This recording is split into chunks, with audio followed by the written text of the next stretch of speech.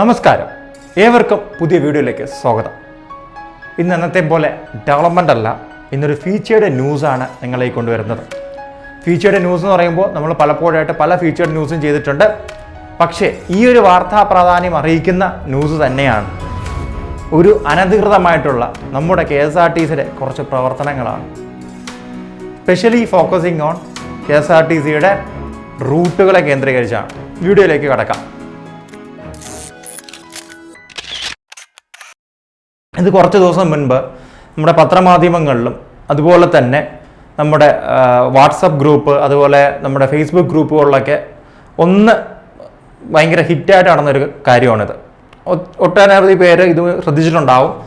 May be നമ്മുടെ നഗരസഭയും ഇത് ശ്രദ്ധിച്ചിട്ടുണ്ടാവണം. ഞാൻ തിരുവനന്തപുരം നഗരസഭയെ പറ്റിയാണ് ഇവിടെ പറയുന്നത്. മറ്റൊന്നുമല്ല, നമ്മുടെ KSRTCയുടെ അനധികൃത റൂട്ട്, അതായത് നമ്മുടെ ലേറ്റസ്റ്റ് ആയിട്ട് നമുക്ക് കിട്ടിയ 115ഓളം ബസ്സുകൾ കോർപ്പറേഷന് നൽകിക്കൊണ്ട് ഒരു ഉത്തരവായിട്ടുണ്ടായിരുന്നു. കേന്ദ്ര സർക്കാരിന്റെ പ്രൊജക്റ്റിലാണ് ഇത് വരുന്നത്. അങ്ങനെ ഒരു 115 ബസ് കിട്ടി. ആ 115 ബസ്സുകൾ നഗരപരിധി അതുപോലെ സബർബിലൊക്കെ ഇട്ട് ഓടിക്കുന്നുണ്ടായിരുന്നു.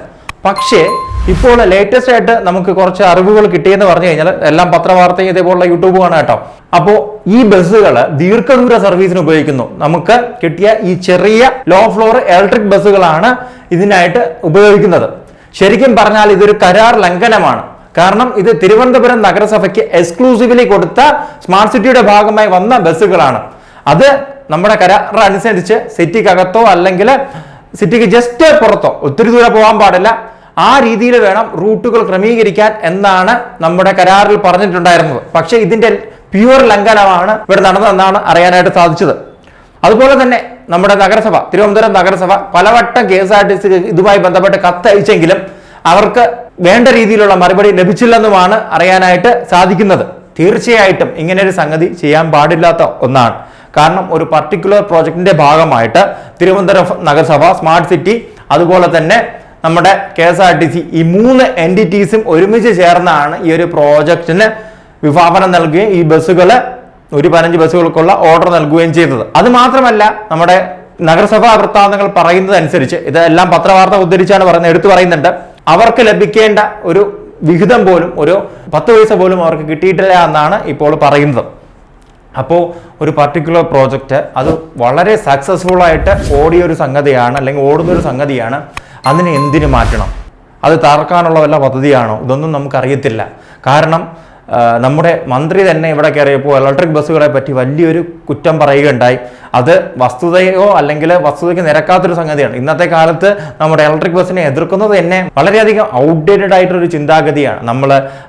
നമ്മൾ ഈ പറയുന്ന ഇലക്ട്രിക് ബസ്സിലേക്കും ഹൈഡ്രജൻ ബസ്സിലേക്കും എല്ലാം മാറിക്കൊണ്ടിരിക്കുന്ന കാലത്താണ് നമ്മളെല്ലാവരും പ്രതീക്ഷ അർപ്പിച്ച ആ മന്ത്രി അങ്ങനെ വന്ന് പറഞ്ഞത്. ഒട്ടും ശരിയായില്ലെന്ന് തന്നെ നമ്മളെ ക്രസ്റ്റിലുള്ളവർക്കും ക്രസ്റ്റിൻ്റെ മുഴുവൻ ടീമിനും അത് തോന്നിയതുമാണ്.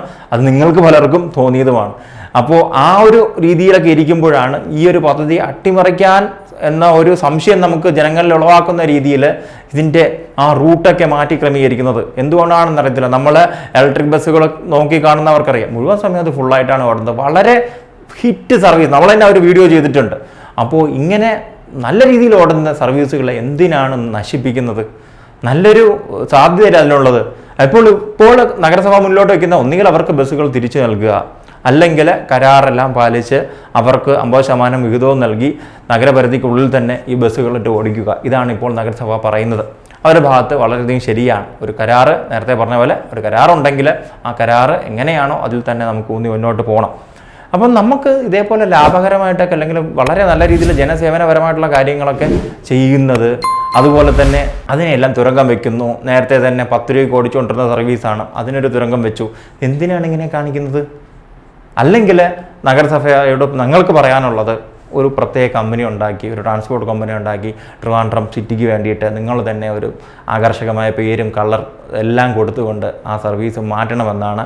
ഇത് നല്ല രീതിയിൽ ഓടിക്കാൻ കഴിഞ്ഞില്ലെങ്കിൽ, കാരണം ഇത് ക്യാപിറ്റൽ സിറ്റിക്ക് വേണ്ടിയിട്ടുള്ള ഒരു എക്സ്ക്ലൂസീവായിട്ടുള്ള ഒരു ബസ്സുകളാണ്.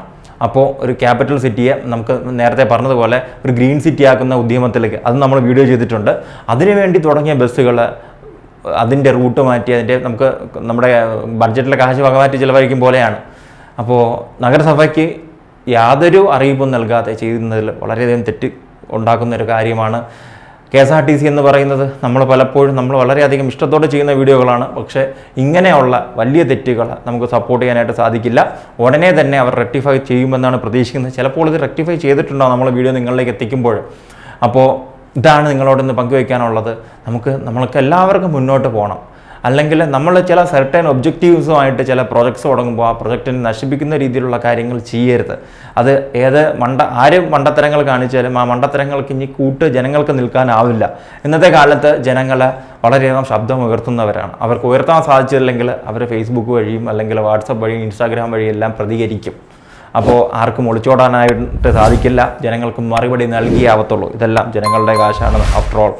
അപ്പോൾ അത് ജനങ്ങളും മനസ്സിലാക്കുക. എല്ലാവരും ചോദ്യം ചെയ്യുക. അനാവശ്യമായിട്ട് എന്ത് കണ്ടാലും ആവശ്യമില്ലാത്ത കണ്ടാലും ചോദ്യം ചെയ്യുക.